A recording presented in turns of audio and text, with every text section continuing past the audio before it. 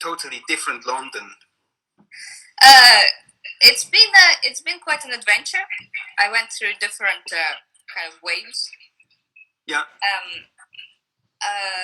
But I've decided to myself really busy, and I'm learning Paganini caprices. All of them. All of them, and I'm recording them. No. Yeah. Fantastic. So I'm halfway through. We've done half already, and then the next 12 I'm recording on Sunday and Monday. Wow! In 2 days. Wow. So 2 days for 6 a day, basically. Yeah. And are you recording this with Hyperion as well? Yeah. In London. Yes, in London. With our dear friend. Yes, with our dear friend who sends his love. By the way, yes. Yes. Wow, that's so nice. Yeah. Yeah. No, it's great. Because in London there's Henry Wood Hall in London. It's a very nice hall and a kind of rehearsal hall and a recording studio, and they have 2 control rooms, which means that everyone can be in separate rooms. So it's nice. It's been great to get into that and to have nothing else, where you can just practice. Yeah. Night and not think about anything else.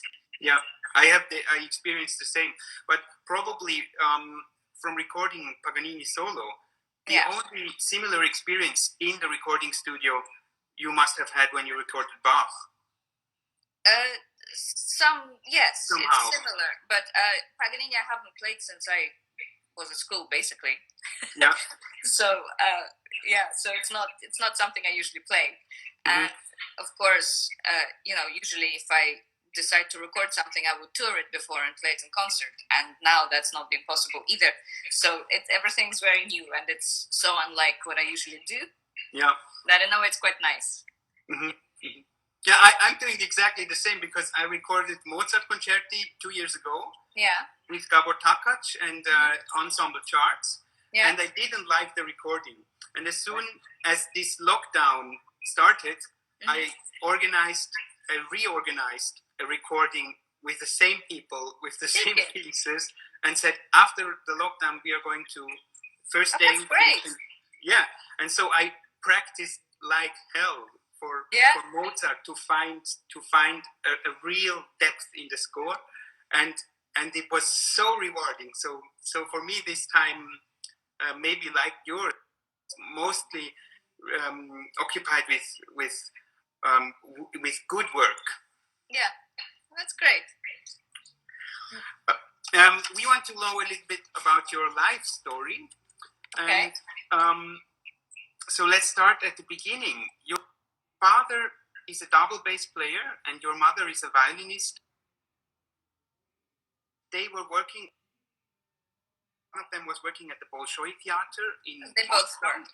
They both were members of the orchestra. And you took up the violin, I think, when you were 4 years old. Yes. And music was the most natural thing for you. It was so natural that even if your neighbor girl instrument, you were wondering, what is she doing with her tongue? You've done your research, huh? Of course.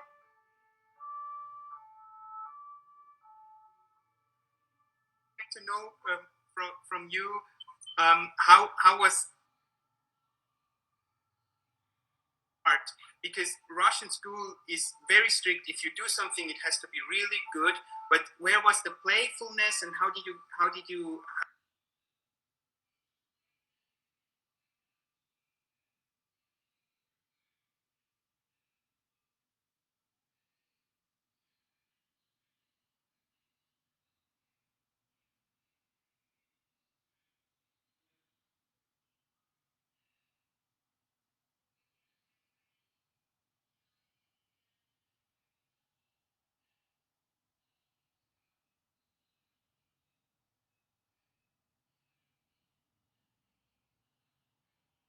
Yeah, I think I mostly practiced. Yeah. But yeah, I in that sense, I think I've been lucky that so many people have put so much into my education, and they gave me so much right from the beginning. Yeah. So that kind of discipline and dedication was taught to me quite early on. Mm-hmm. And now you benefit from that. Yes, definitely. Yeah. Mm-hmm. Mm-hmm. Then you studied at Nessing Academy in Moscow quite early on. At the school, yeah. Mm-hmm. Can you share some insight about your early violin education in terms of what was the material you practiced between 4 and 12? Was it many scales or many etudes, or did you which pieces did you learn in the beginning? Are you there? Yes. Yes, good. So I did the usual kind of Kreutzer, the Kreutzer, the Schradig, all of those things. And it was very systemized. So there was, you didn't skip anything. There were stages, and there were certain pieces you.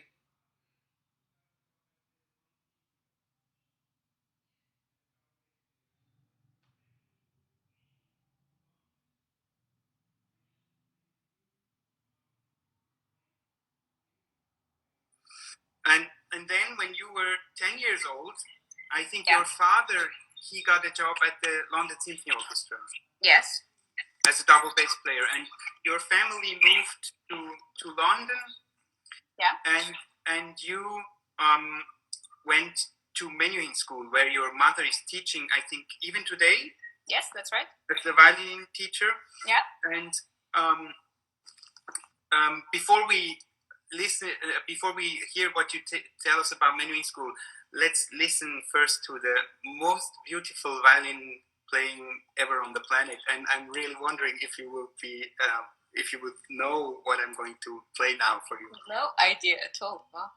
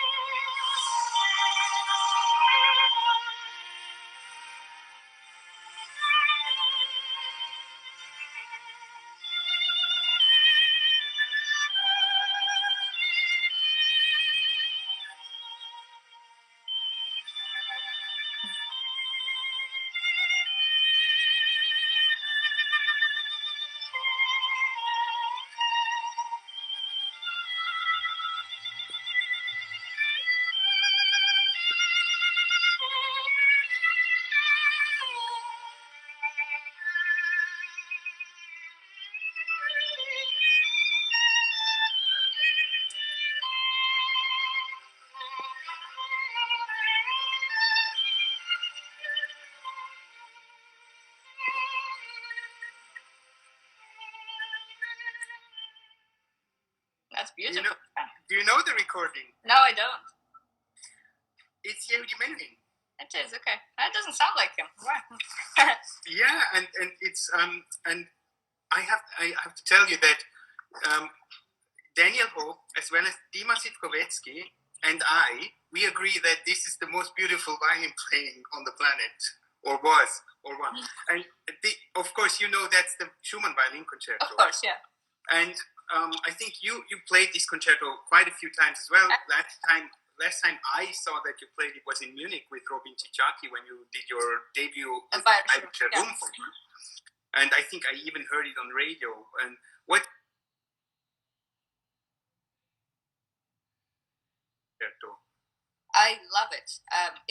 It's very complicated music. It's not easygoing at all. And actually, the first time I learned,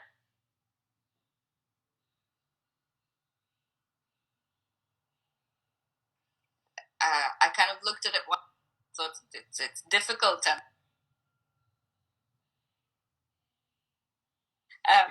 so I wasn't gonna. Then when he asked me, I thought, okay, well, this would be interesting, and I trust him. So I thought this would be, he will make something of it, and he coached me quite a lot, and it was he had a very different view of it than I initially approached it with. Yeah. And and I really fell in love with it like this. That's kind of with his help. Yeah, I see. Yeah. I think it's all the tempo markings, the last movement's really respect the marking. Yeah, and if everyone respects the marking, the orchestra, the conductor as well, which is really tough because it's quite repetitive and it's.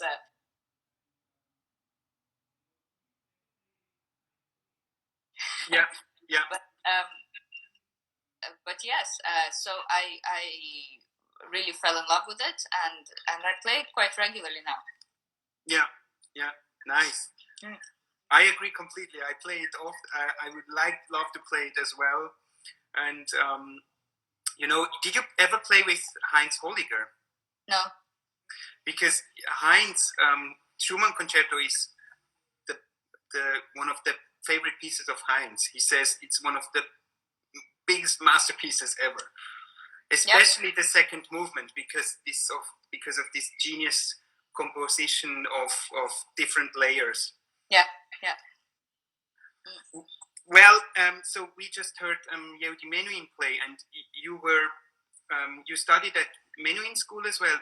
Who was your teacher there? Was it Natasha Boyarsky? Yes, that's right. Yeah.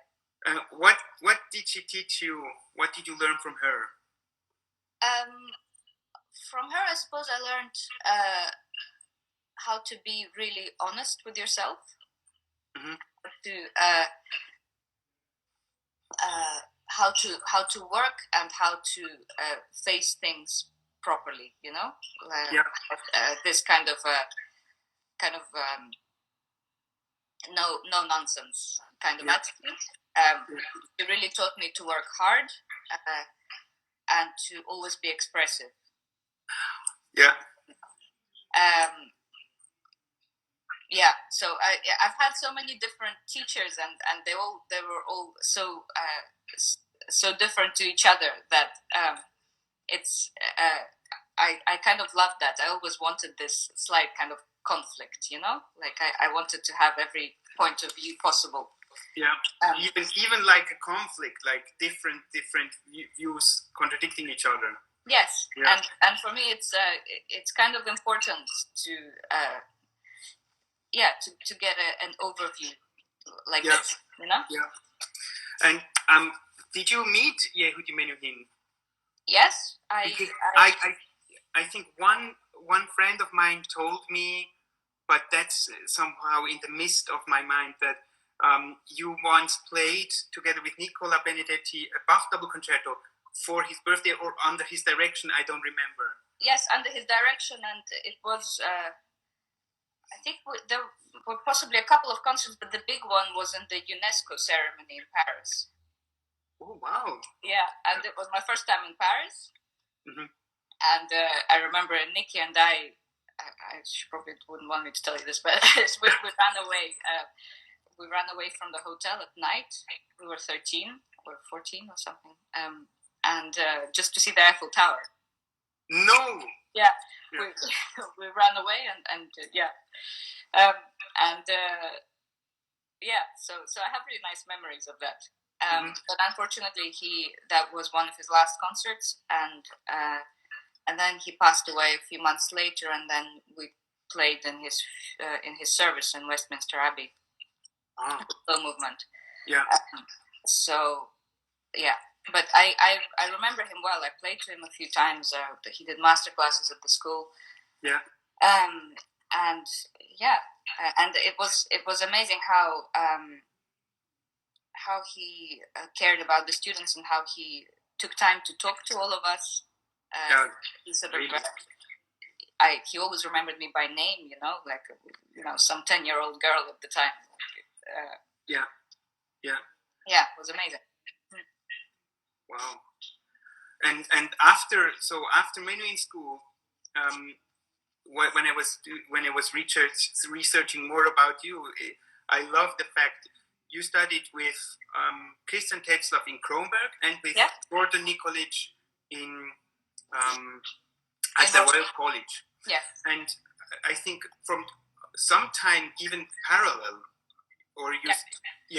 and with Gordon Nikolic, you said that sometimes he even didn't play violin at all during the lesson, or he took you to Tate Gallery, or so it reminded me kind of a little bit for like a ancient Greek way of teaching, to give kind of a full picture from the more experienced person to the younger person. Can you share some things about Gordon Nikolic and how he shaped you and how he gave you perspective? Mm-hmm. So when I was a teenager, I was 15 or 16, I started playing, I started experimenting with Bach, and I became quite, I decided that, because I'd been playing lots of Sarasate, Paganini, all this until then, I decided that was bad music.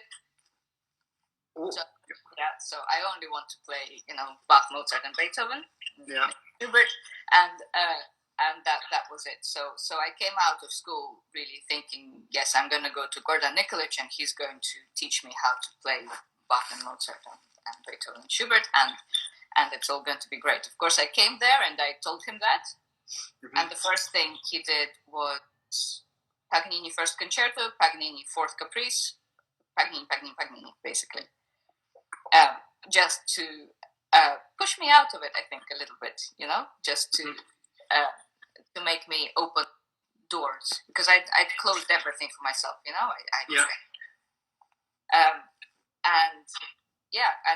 pushed me to find beauty in this, and that was, I think, what happened to me in those years that I studied with Gordon is that every door was open, every box was broken, and it was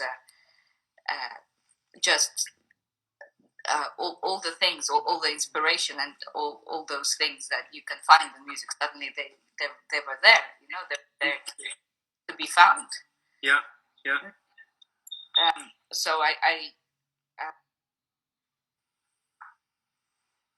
in the end, it's not about how to play certain phrases or how to, or how many hours you spend practicing octaves. It's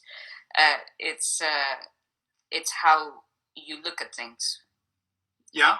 How you face things, how you look at things, how you think about them, and how far you let yourself explore. Yeah. How much you put yourself on the line. Mm-hmm. And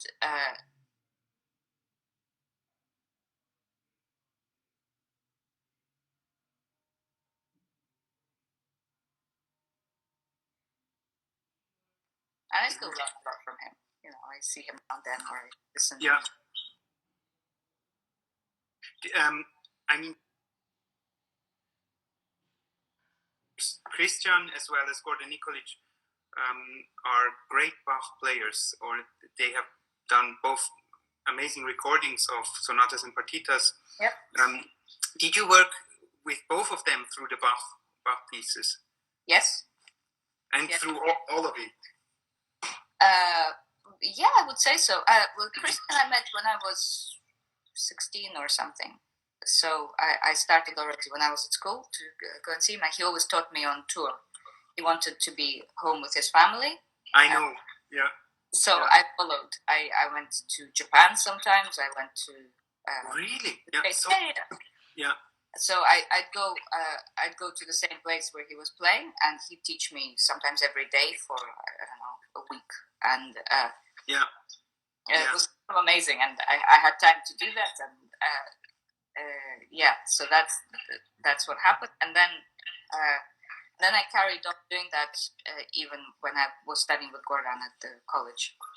So I did both symphony, and it was I with Christian we went through most of the repertoire, I think. And of course he has so much experience, that and such a kind of clear map of music and of the reasons behind it, the composer's intentions. It's all so important. And he can read the score, which is not given for everybody. Yes, that's right. Yeah, and he makes you practice from the score straight away. When I first saw him, that was one of the first things he told me. And even in some kind of life advices, he would say there are just a few times when there were a few words he would tell me that still, that completely changed my future decisions. Yeah. And there is so much wisdom and generosity that it's still with me. Yeah. I can relate to that. I played for him last time in Bern in November when he played Szymanowski, and we worked on D minor partita, and we worked for 7 hours. It was nice. It was absolutely wonderful. Yeah. Okay. And once in the interview, you said as well that from Christian you could learn, because he's a real professional playing solo concerts. Yeah. So you could. He really knows how to do it, or he's doing that all the time. And what did you learn, especially for coming to new orchestras and from his experience? I think he's when he rehearses, he talks a lot to the orchestra. Yeah.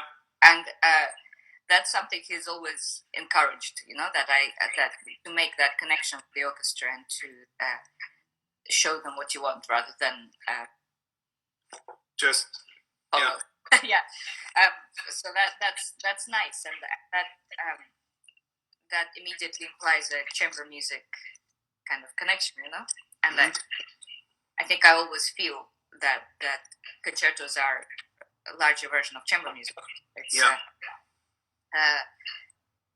so yeah, that I think that was his initiative that made me feel.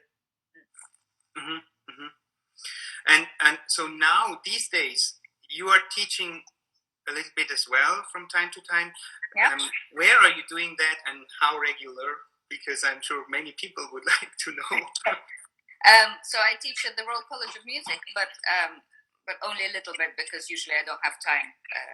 Yeah. But when traveling, it's a big responsibility to take on, and you have to see people regularly, and I would hate to let them down. Of course. Yeah. So I like to listen to people when I can, but the actual number is 2. So official students. So but you have 2 students who are you are taking care of them, like in inside of the Royal College. Yes. Yeah. And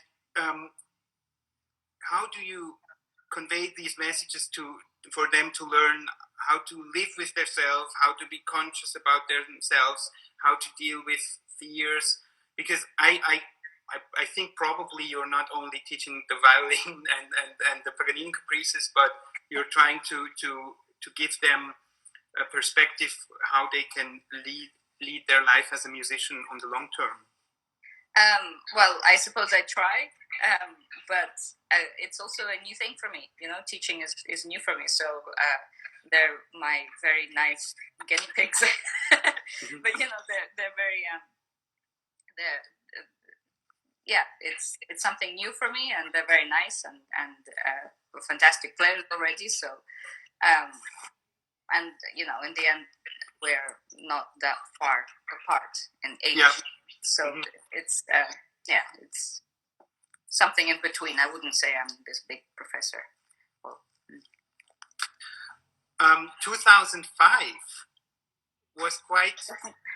2005 was quite a special year for you, I think, because you're actually a spy. Do you know that? No, you're actually spying. No, because 3 important things happened in 2005. Yes, yeah.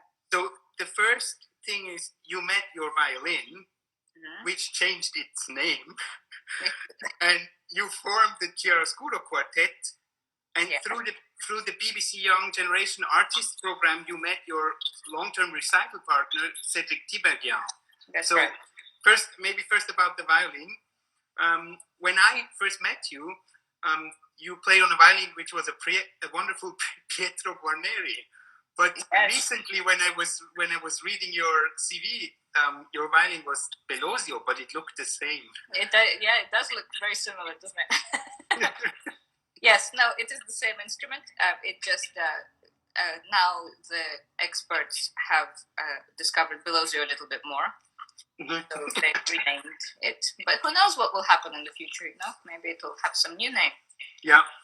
But how did this violin get to you, and did you fall in love right away, or did you grow together with each other? I fell in love straight away. I kind of grabbed it as it came into the violin shop before it had a chance to be even glued together properly. It was kind of it's been with one owner for many decades, I think. So it needed a little bit of taking care. And I sort of just took it of them even before, when it was still open, and fell in love with it. And eventually they convinced me that it should at least just be glued together, even if it's not cosmetically perfect. It just needs, proper care, a little bit, So it had a minimum of work, and then I took it again, and I kind of knew straight away. Yeah, and then you were lucky that someone bought it for you, or yes. just So it was not the violin that came to you, but you were able to choose this violin then. Yes, because this Georg van Oppen, he owned my violin before as well. I had before, so it was like an upgrade. But it's not a Delgive, it's not a Strad, it's not a flashy name. And actually, I over the years I've played with the idea of kind of an upgrade to Delgive, but in the end I didn't. This always wins, something you know so well, mm-hmm. and something with such a special personal voice. In the end, for me, I totally agree. Mm-hmm. And in one interview, again, you said that your violin is, of course, is reacting and having ups and downs, and it's like a person. It is. And so I would like to tell about my experience, because with my violin it's similar, but we are so close to each other that I cannot distinguish if I am having sometimes I don't know, am I having a bad day at the moment, or is the violin not opening up? Yeah. How is your relationship with your violin in terms of do you know when it's humidity and those problems, or is it just the mixture? I don't know most of the time, and those moments when you start to get obsessive and suddenly you think that something's open. Or I've had the opposite. I've had moments thinking the violin's really sounding great at the moment. It seems to be so happy, and then you find that it's completely open. Really? I've had that too. So I think. We spend so much time wondering about all these little cracks and little things, and actually a lot of the time it's inside.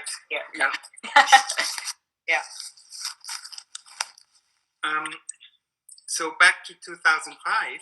Yes. In that same year, which was a Mozart year, by the way. It was, yeah. Sir Roger Norrington came to the Royal College of Music to conduct a masterclass, and you took lessons together with some colleagues, playing Mozart's Dissonance Quartet. Yes. And maybe you could now share the story how Sir Roger unconsciously invented your ensemble name and what you've learned from him.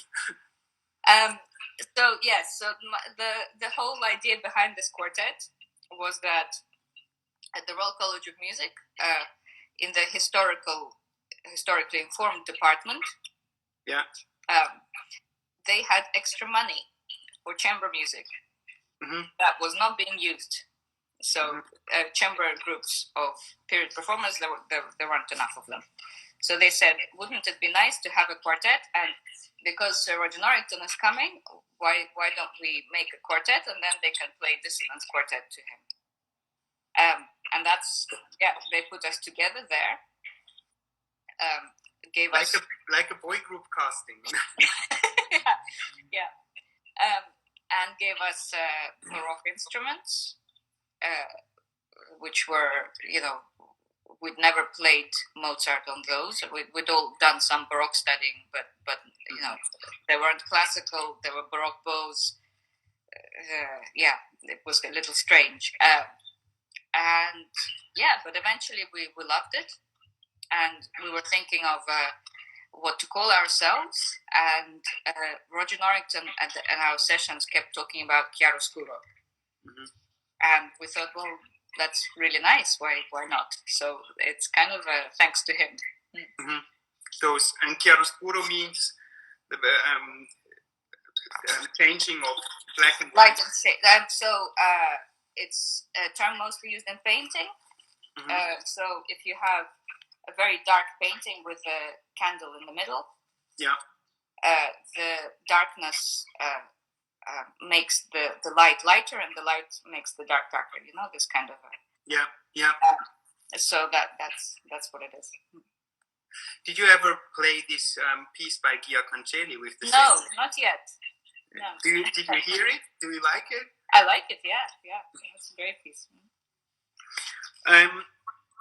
Let's listen to a short excerpt of your quartet playing. Okay. By the way, there is not many recordings from Hyperion that are online on streaming somehow. They don't stream. They only sell. So it was not so easy for me to find Shostakovich or Mendelssohn violin concerti. Shostakovich isn't out yet. Mendelssohn is, you have to pay for it. So here's some Schubert. Okay.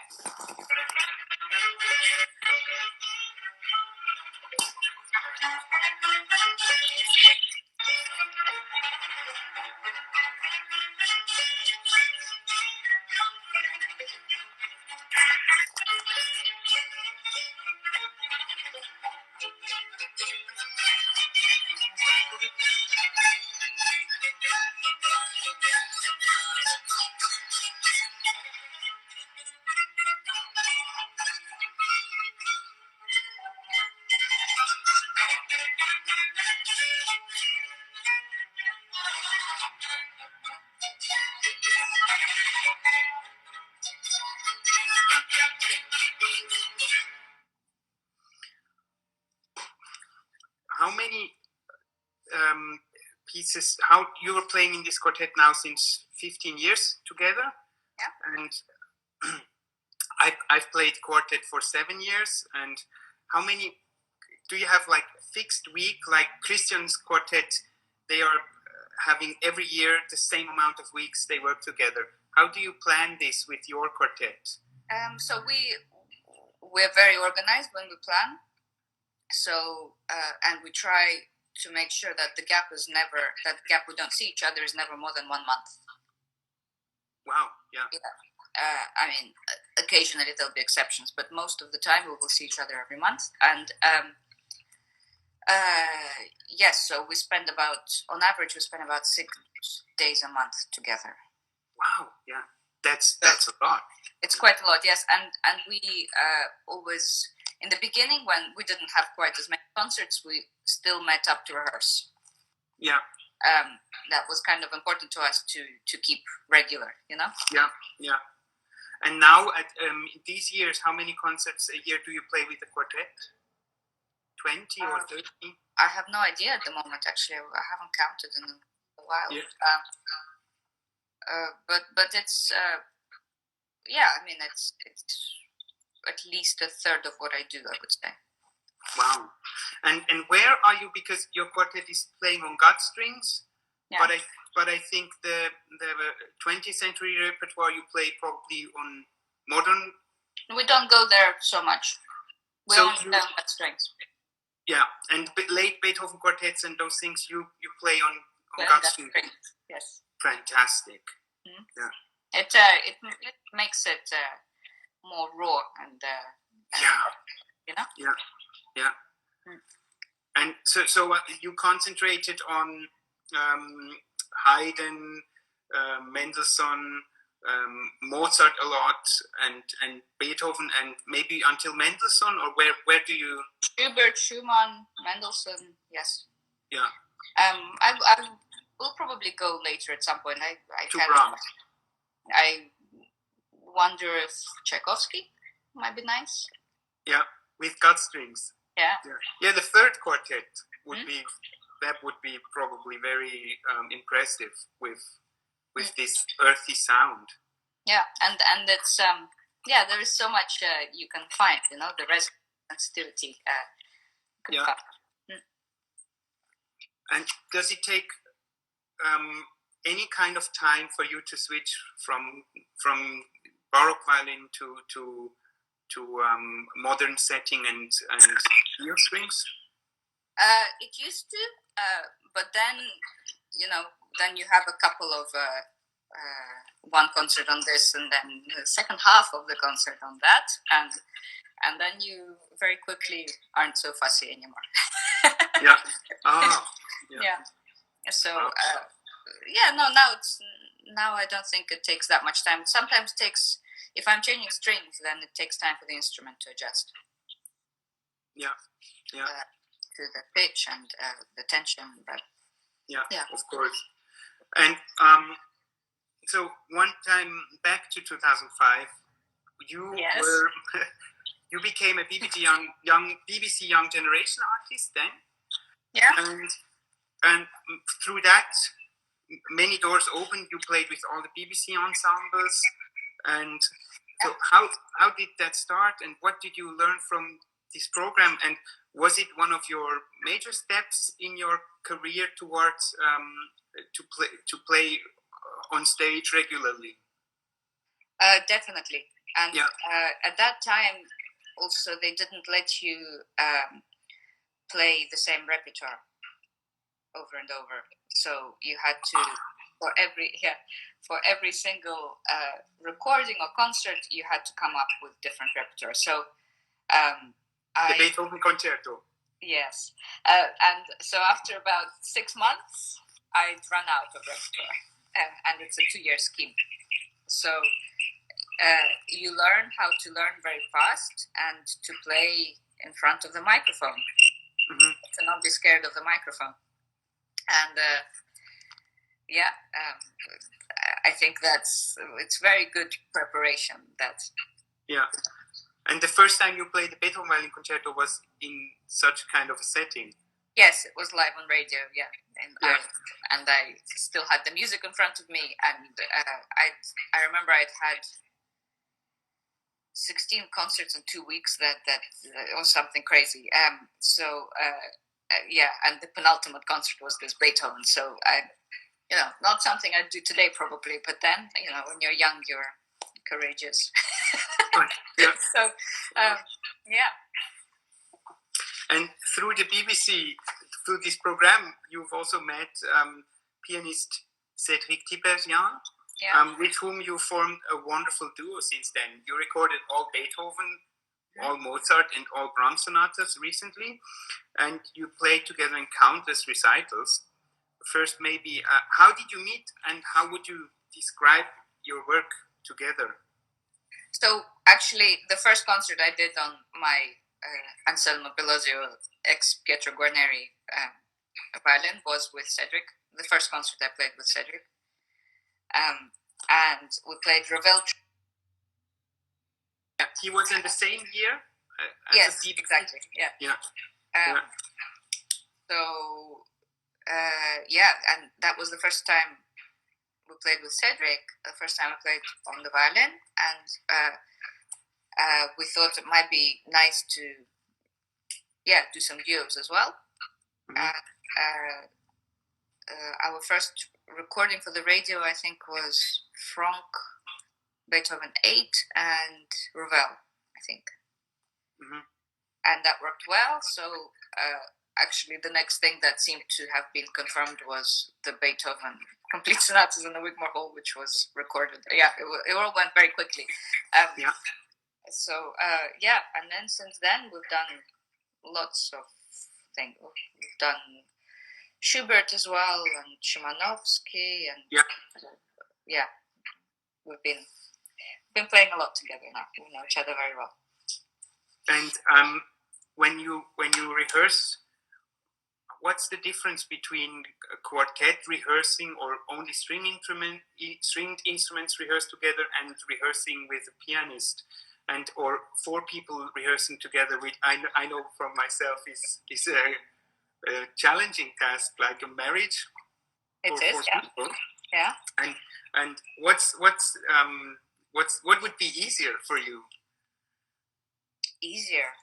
I have no idea what's easier. I mean, with quartet, there are also four people instead of two. Yeah.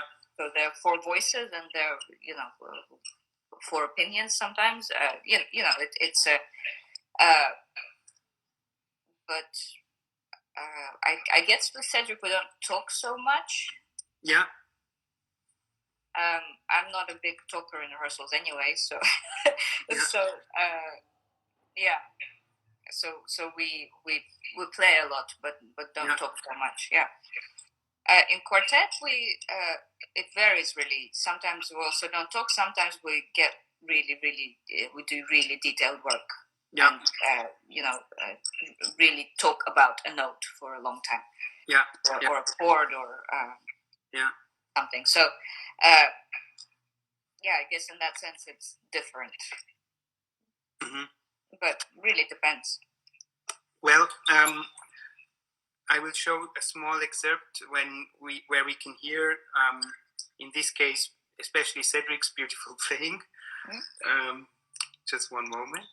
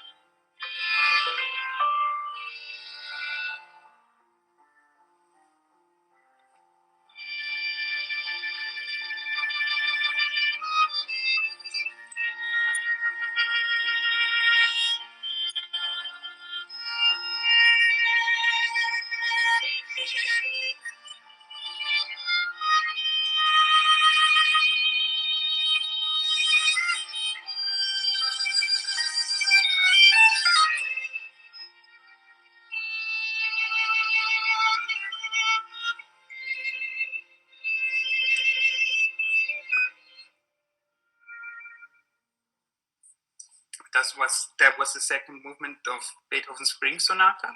Is that the old recording? I think that's the old recording from Wigmore Hall. It's slow. You don't like it? I do. It's just slower than I'm used to now. Oh yeah, I've seen a video when you played, I think in Portugal recently, or somewhere. Spain maybe, yeah. Mm-hmm. And maybe it's a bit faster. I don't know. Yeah. Oh, interesting. So actually, the first time I heard you play was in Kronberg when you played the Seventh Sonata by Beethoven. Yes. And that was really astonishing because it was a concert with three violinists, with Wildefraun, Alexander Sitkovetsky, yes. And I think you were in the middle. First was Brahms' other violin sonata, second violin sonata from Brahms with Sasha. And then you played Seventh Beethoven, and after the break, Wilde played Strauss Sonata. And nice program, yeah. Nice program, yeah. And I remember so clearly, I was kind of shocked, and I was so surprised about your extreme musicality and articulation, and I thought, oh my God, this is the new Kramer. And so, since we have a Beethoven year now, I would like to ask, what's your, do you have a specific strong relationship with Beethoven, and what did you learn from playing his quartets, his violin concerto, and his sonatas?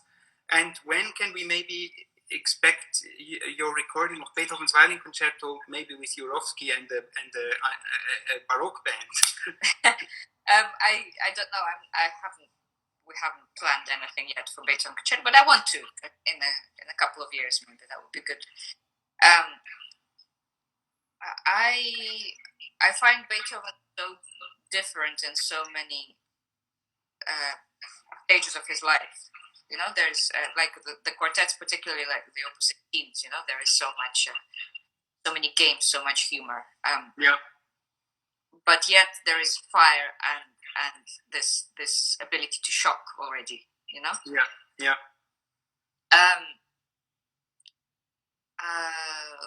I with the late quartets, I never know.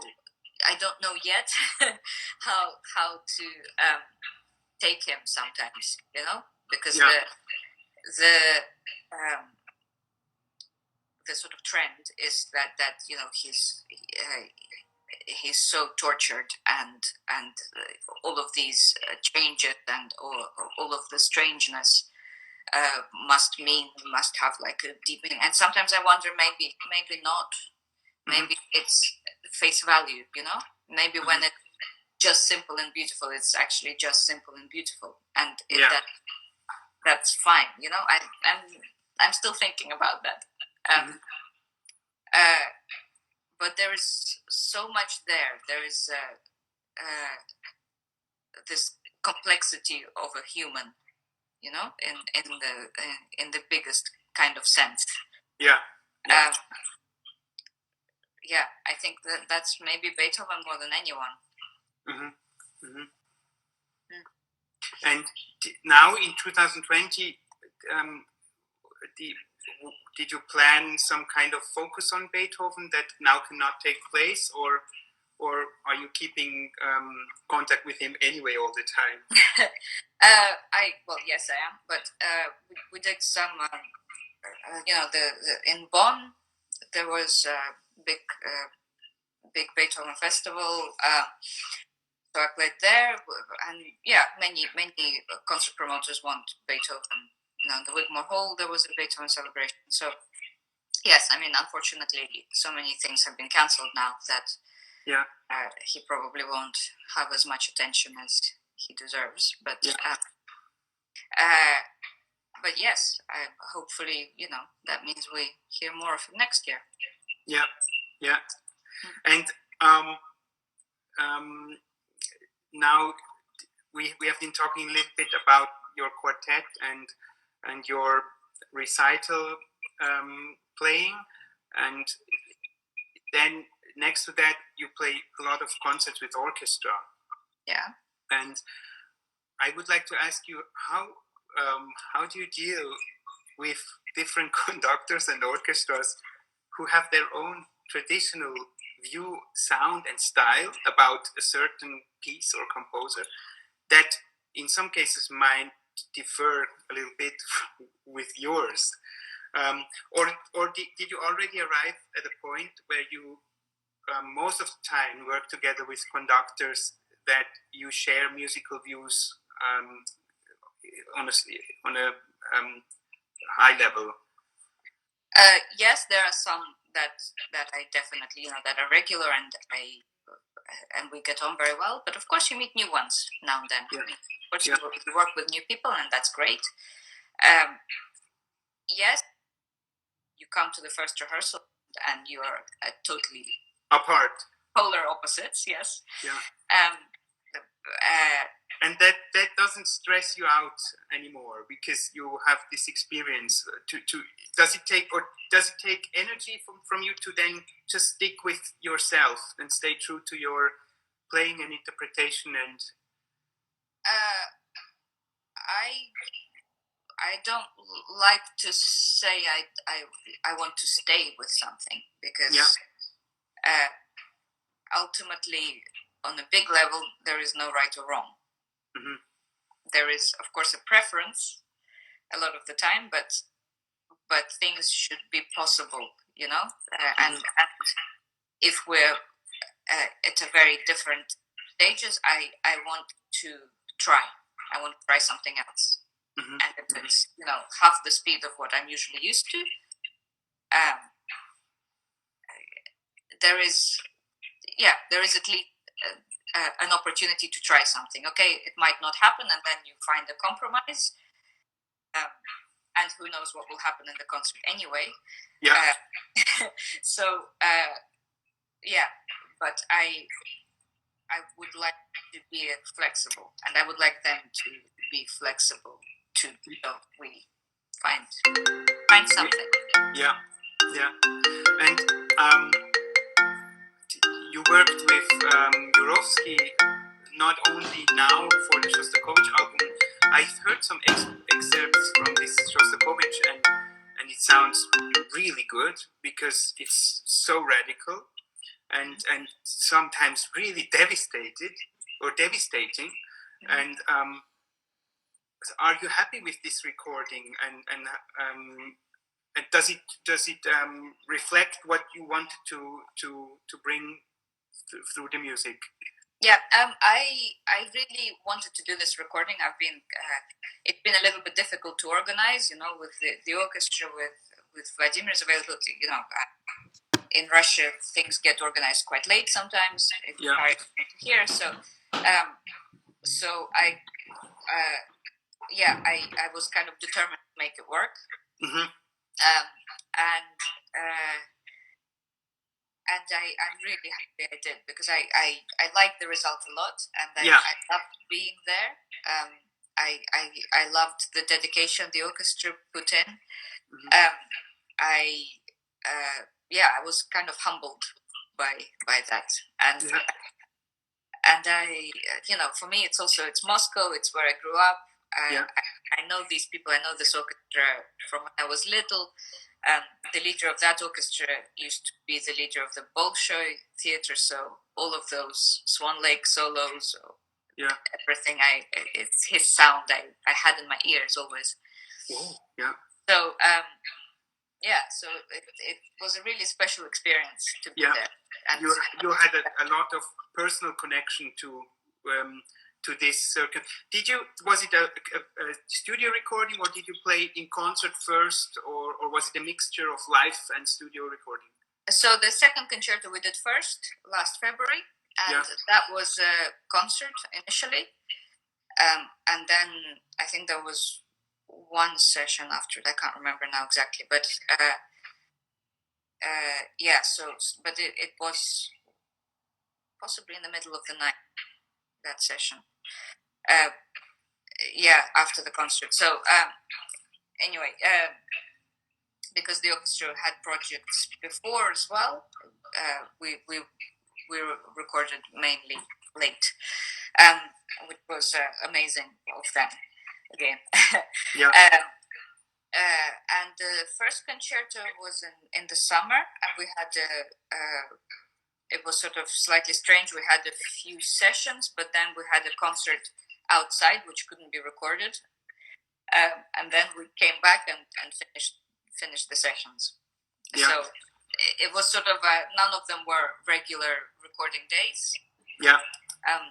But everything was very intense. Yes, you managed to stay in the certain energy or groove with the orchestra because you were playing together during these days. Yes. And that was special. And to be in Moscow, to hear their sound, the sound of the winds in Shostakovich. I found it very different.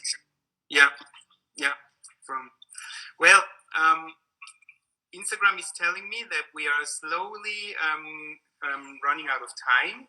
Okay. So we have 1 minute left. So I would like to really thank you from the bottom of my heart that you took this adventure to talk to us on Instagram.